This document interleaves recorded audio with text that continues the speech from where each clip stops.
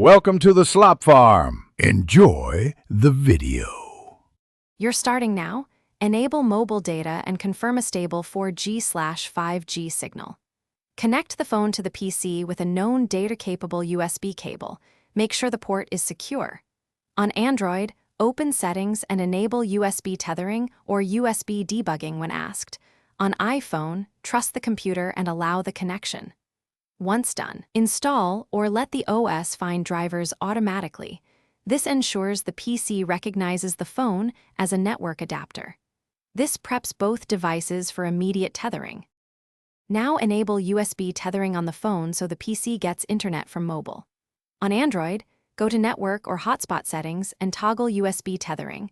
On iPhone, enable Personal Hotspot and accept prompts. Make sure the phone stays unlocked while establishing the link. Some systems require authorization. Then switch to your PC and check network settings. Look for New Ethernet or RRendis interface and confirm it shows as connected. Once the adapter appears, test browsing. If needed, disable Wi-Fi to force the PC to use the USB link. Finish by confirming that your PC has a valid IP and DNS from the phone. Open network adapter details and check status. If pages don't load, first toggle USB tethering off and on, reseat the cable, and restart the phone or PC. These quick steps resolve driver negotiation issues.